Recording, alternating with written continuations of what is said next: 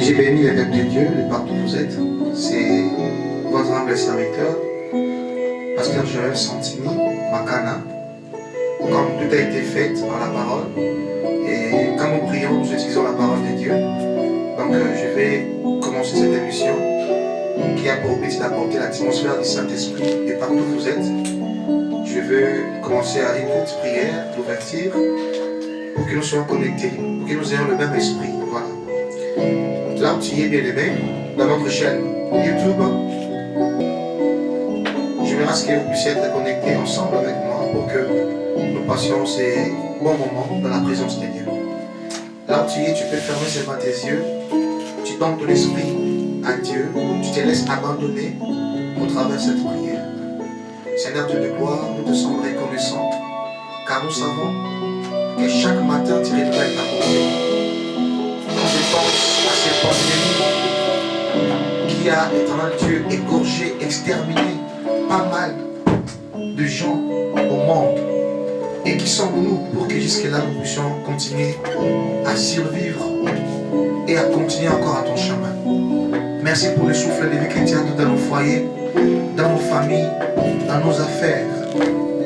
Seigneur, merci encore car tu le mérites encore. Je t'adore avec assurance, quand bien même mes yeux ne voient rien, mais mon cœur sait que tu es là. Seigneur, sois élevé pour cette émission. J'appelle ta présence.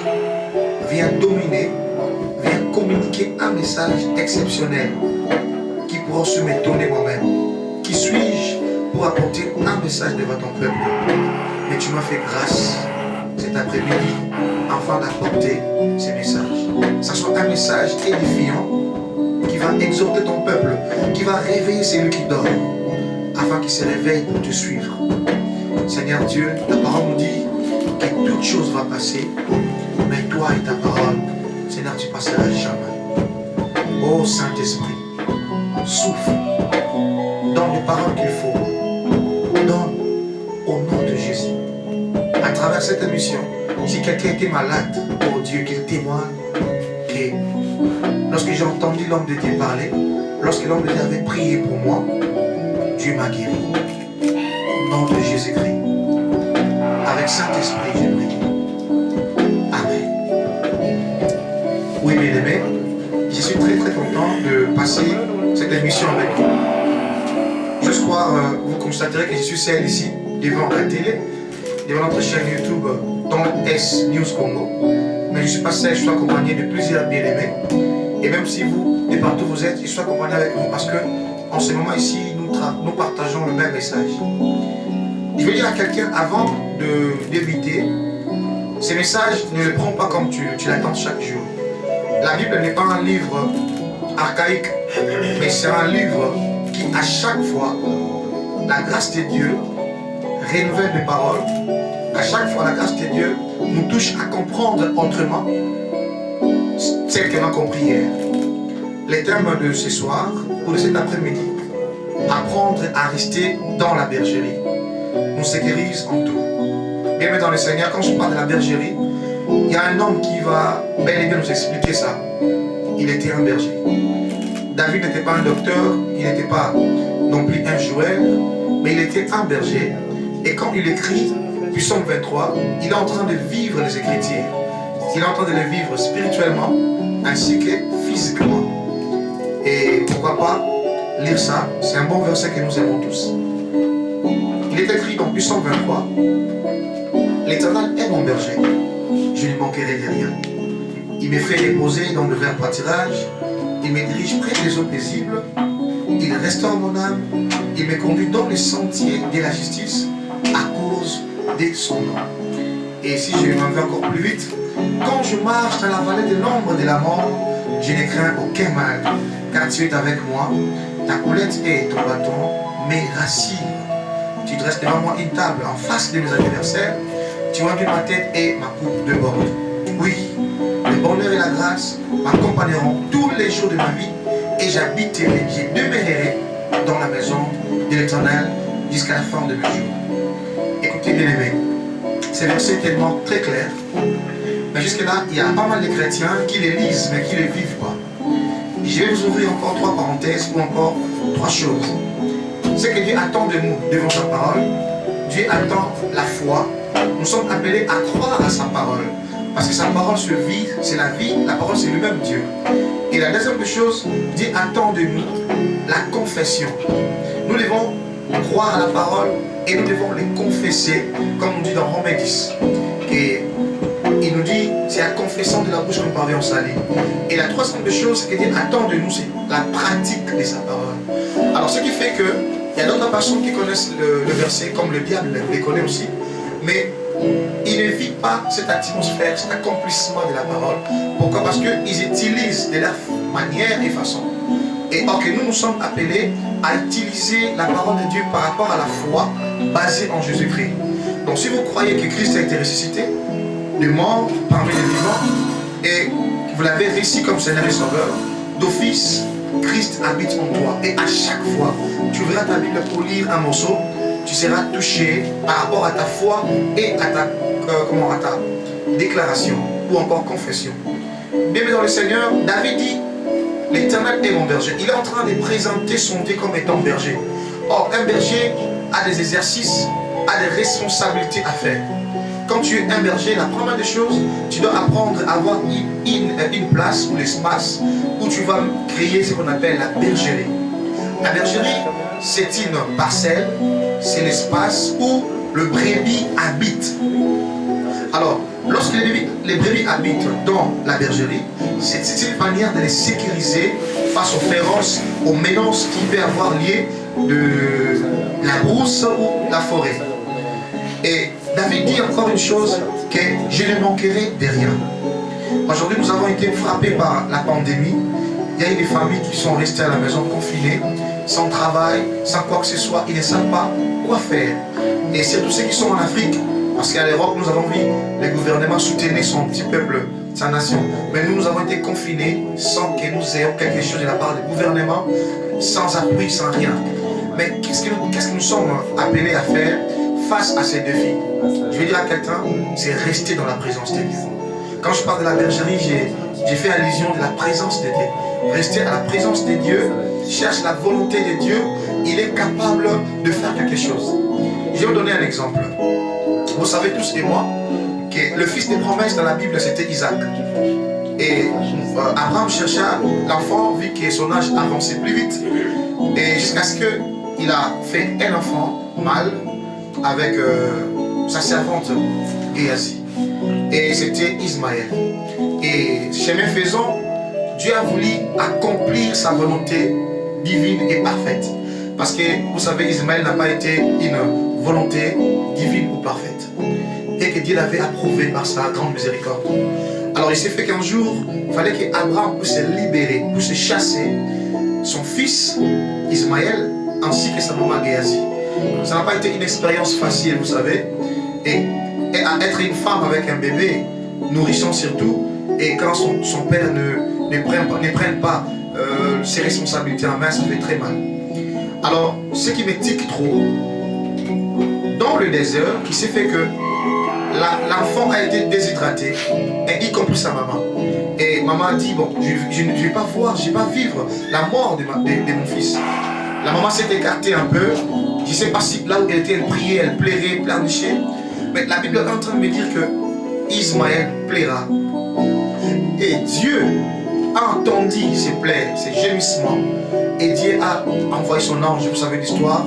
Et Dieu a donné à boire, à manger, à vivre pour ces deux personnes, le bébé et sa maman.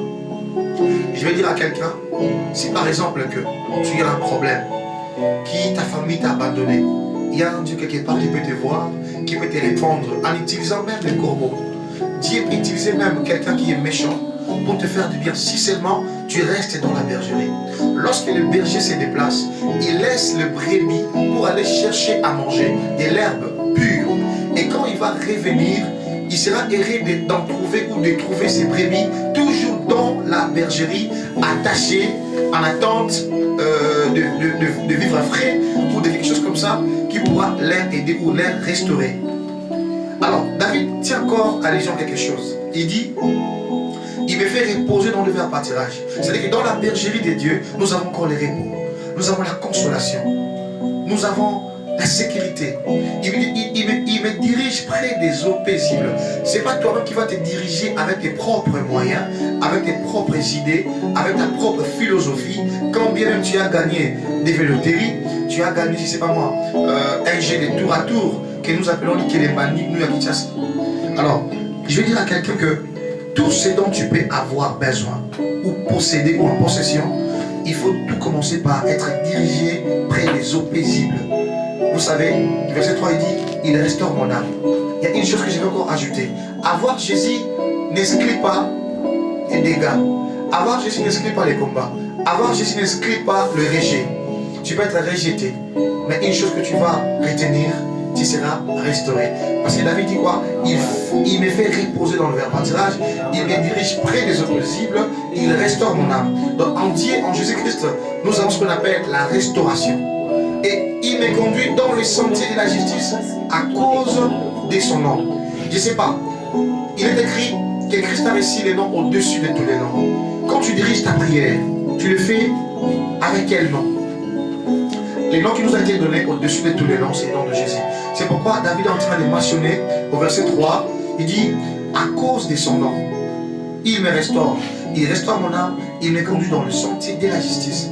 Et quand nous marchons avec le Seigneur, nous marchons dans la justice, dans l'innocence. Et lui est là pour nous défendre face à l'accusateur. Et le verset 4 dit, quand je marche la vallée de l'ombre de la mort, je ne crains aucun mal. Avoir Jésus ou être dans la bergerie n'exclut pas les attaques, n'exclut pas les combats. Et par rapport à cela, tu sauras que tu as quelque chose d'extraordinaire, d'important en toi. Parce que l'ennemi ne combat pas les siens, il combat ceux qui sont en Christ. Ce qui fait que si tu es combattu là où tu es, c'est une révélation. Être combattu, c'est une révélation prophétique qui te dit que tu as quelque chose d'extraordinaire que le diable est en train de chercher à posséder ou à voler. C'est pourquoi reste dans la bergerie. Et bien aimé, je vais aller plus vite.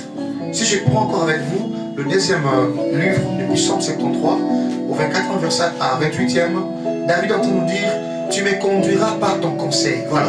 Lorsque tu veux rester dans la bergerie, tu dois chercher les conseils de Dieu. C'est quoi? C'est la parole de Dieu. Lorsque papa, un père devant son fils, s'il veut encadrer son fils, il demande donc de belles paroles avec l'enfant ait la vie sauve, avec l'enfant ait une directive exacte et bonne pour que demain qu'il soit un homme heureux, un homme responsable. Et David dit que tu me conduiras par ton conseil, puis tu me recevras dans la gloire. Il faut que tu te laisses emporter par les conseils de Dieu, Dieu va te recevoir dans sa gloire. Parlons de David, il s'est laissé emporter pendant un moment, guidé par la volonté de Dieu, guidé par les conseils de Dieu. Un jour, il est devenu, je peux dire, l'emblème d'Israël. Il est devenu une star d'Israël, il est devenu un soldat, vaillant héros. Pourquoi? Parce qu'il avait accumulé les enseignements de Dieu, les conseils de Dieu. Il savait comment agir, comment se comporter, comment faire pour avoir ça et là. Et ce qui me touche encore, David dit, quel autre ai-je au ciel que toi? Il dit, sur la terre, je prends plaisir qu'en toi. Mais il est temps que tu quittes le monde. Parce que le plaisir de ce monde, tout ce dont tu connais, si tu le sais, ce sont des choses temporaires. Ça va passer un jour. Et la joie éternelle, c'est rester dans la bergerie, c'est-à-dire rester à côté de Dieu. Si vous lisez dans Psaume 110, il est écrit, assieds-toi à ma droite, jusqu'à ce que je fasse de tes ennemis ton marchepied. Être assis à la droite de Dieu a la même idée de celle de rester dans la bergerie de Dieu. Dieu veut combattre tes ennemis, mais il veut en sorte que tu restes à sa droite et il te conduira par son conseil. Et il dit encore, au verset 26, je suis dans Psaume 73, au verset 26, il dit, ma chair et mon cœur peuvent se consumer. Dieu sera toujours le rocher de mon cœur et mon partage. Un jour tu peux mourir, mais si tu es avec Jésus ici-bas, tu auras la vie de la gloire, la vie éternelle. Et il y a encore, car voici, ceux qui s'éloignent de toi périssent. Tu anéantis tous qui te sont infidèles. Ce verset me fait peur. Pourquoi j'ai dit peur? Parce que ici, ce n'est pas le diable qui va te combattre. Ce n'est pas ton oncle ou ta tante que tu as toujours eu peur. C'est Dieu lui-même qui va te faire du mal. Il dit, car voici, ceux qui s'éloignent de toi, c'est-à-dire ceux qui s'éloignent de la bergerie, Dieu les anéantit. Et il dit, tous ceux qui te sont infidèles. Je suis en train de réveiller la fidélité de quelqu'un ce soir. Là où tu es, tu nous suis dans cette chaîne YouTube. Je t'appelle, bien-aimé, de faire confiance à Dieu.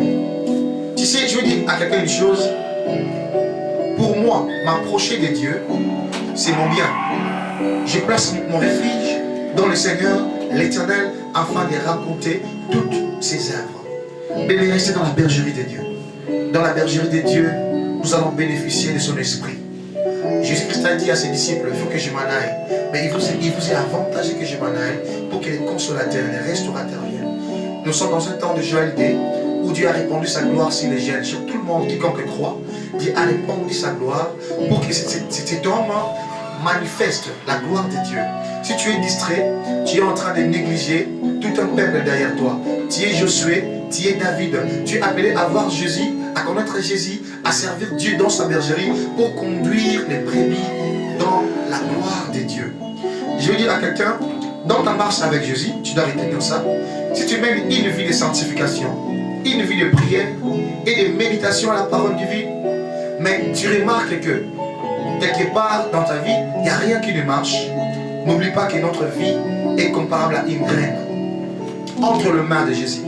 Puis, que tu t'attaches à Jésus, il te faut accepter de mourir avec Jésus et de ressusciter avec lui. Même Jésus a été une graine que Dieu, le Père, a jetée ici-bas. Christ avait accepté qu'elle soit comme la graine, je peux dire enterrée.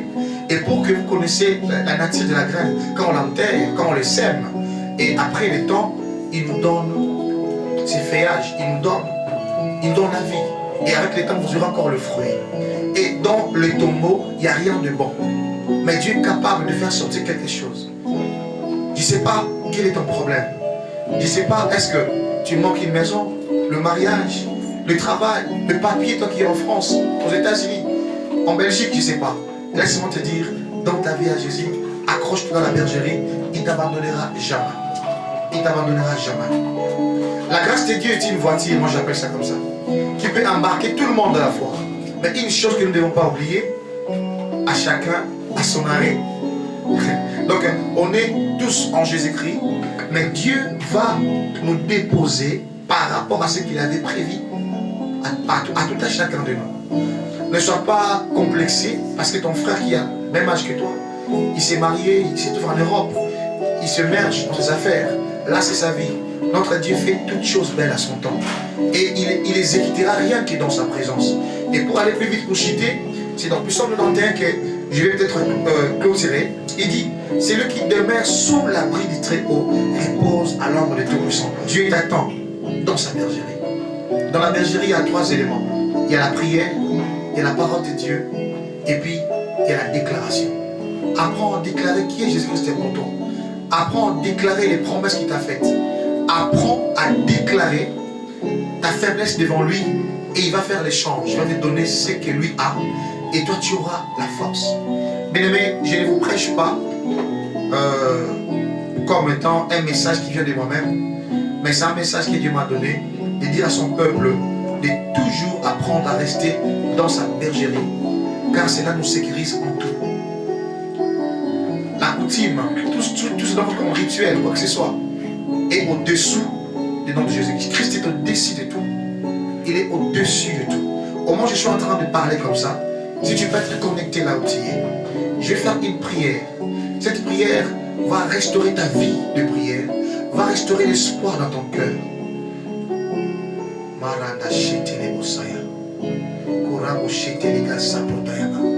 Je prie avec Saint-Esprit. Toi qui es fatigué, toi qui ne sais quoi faire, ton mari vient de mourir, tes enfants souffrent, ton fils en prison, innocent qu'il est. Oh, c'est lui qui a dit à moi la vengeance, c'est moi la rétribution. Il a les yeux plus que les hommes. La Bible me dit une chose, il y a des anges qui ont les yeux partout. Tu peux crier un ange qui a les yeux partout. Maintenant, à combien plus forte raison l'humain? Le Dieu qui nous regarde, qui ne somnole pas, il est capable de restaurer ta bergerie qui s'appelle la vie chrétienne. Tu as été abusé par un homme, négligé. Tu te dis même que la mort vient. Il n'appelle pas la mort. Christ a dit qu'il est la vie et la vérité. Il est le chemin. Je te prêche et je prie pour toi. j'intercède maintenant que la grâce de Dieu puisse quitter ici et venir là où tu es, afin que tu sois touché. Afin que tu sois touché. Dans le nom puissant de Jésus-Christ. Si Christ était mort à la croix, ressuscité, en criant, tout est accompli. Sois touché là où tu es. Toi qui as mal à l'estomac, toi qui as mal aux pieds, mal au dos, je ne sais pas moi, colonne, la tête, je prie que mon Dieu te guérisse. Laisse que le sang de l'agneau lave ta vie. Lave ta vie. Lave ta vie. Reçois l'onction du Saint-Esprit. Reçois l'onction du Saint-Esprit. Reçois l'onction du Saint-Esprit. Puisse te localiser là où tu es. Au nom de Jésus-Christ. Je suis en train de bannir l'esprit des morts. Je suis en train de bannir ce verbe-là que tu es en train de conjuguer ces derniers temps. Je suis en train de bannir encore la peur en toi, l'angoisse, la terreur. Je suis en train de bannir encore cela. Je bannis ces choses. Je bannis ces choses. Je les chasse dans le liez aride. Je les chasse dans le liez aride. Là où tu es libéré. Tu es sauvé. Par le sang de l'agneau. Tu vas prier après moi, s'il te plaît. Viens avec moi, Seigneur Jésus. Je te remercie. Je suis conscient que tu m'attends. Tu n'as pas besoin que j'apprenne un bis pour te voir. Mais tu es là, au-dedans de moi. Tu me comprends mieux que ce qui m'entoure. Seigneur Dieu, regarde ma vie. Sans toi, je ne peux rien faire. Seigneur Jésus, viens encore essuyer mes larmes. Viens encore changer mon histoire. Au nom de Jésus-Christ. Seigneur Jésus-Christ, je n'ai personne que toi. Je n'ai personne que toi. Ceux qui s'éloignent de toi, Seigneur, sont frappés. Mais moi, je m'accroche à toi. Moi, je m'accroche à toi. Amen, amen. Mais il y a encore une chose très très importante, une parenthèse qu'on ne peut jamais oublier, car c'est une mission que Christ nous a confiée lorsqu'il a dit à ses disciples que allez partout dans le monde, faites de toutes nations mes disciples. Pour que je tienne le micro devant vous, parce que j'ai écrit au nom du Seigneur Jésus, parce que je l'ai accepté comme Seigneur et Sauveur. Accepter Jésus, c'est trop simple. Tu n'acceptes pas l'argent qui va finir demain. Tu n'acceptes pas une parcelle par laquelle on peut t'égorger demain à cause de sa beauté. Mais tu acceptes un homme qui est capable de te sécuriser financièrement, physiquement, spirituellement, dans la vie éternelle. Dans Jean 3,16, vous le connaissez, que car Dieu a tant aimé le monde, il a donné son Fils unique, afin qu'il concourt en lui, ne périsse pas, mais qu'il ait la vie éternelle. Et pour que vous ayez la vie éternelle, vous devez répéter après moi, recevoir Jésus, et ça va apporter l'atmosphère de la gloire sur toi. Ça va faire en sorte que, je veux dire à quelqu'un, tout le monde peut bénéficier du soleil, de la lumière solaire, mais tout le monde ne bénéficie pas des bénédictions qui viennent du Fils. Et des bénédictions que Dieu donne qu'au Fils de Dieu. Et ensuite des bénédictions que Dieu donne seulement aux enfants, c'est-à-dire les créatures. Mais au moment où tu acceptes Jésus, tu entres dans le plan de Jésus. Tu deviens co-héritier en Christ. Donc si Christ est assis à la droite du Père, toi tu es assis à la droite de Jésus. Donc pour dire que tu es devenu Jésus comme Jésus. Tu pries après moi. Seigneur Jésus, je te remercie pour ce beau message. Je crois à ton nom, que tu es mon Rédempteur, que tu es mon Sauveur. Seigneur Dieu, à cet instant, j'ouvre mon cœur, parce que tu as toqué, j'ai ouvert. Entre, viens souper avec moi, comme tu as fait avec Zachée. Je vais partager ma vie avec toi et ta vie avec moi. Domine mes pensées vaines, domine mes idées démoniaques, domine tout ce que le diable a placé en moi pour me manipuler.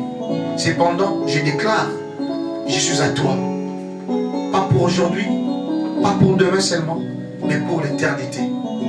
Amen. Que mon Dieu vous bénisse.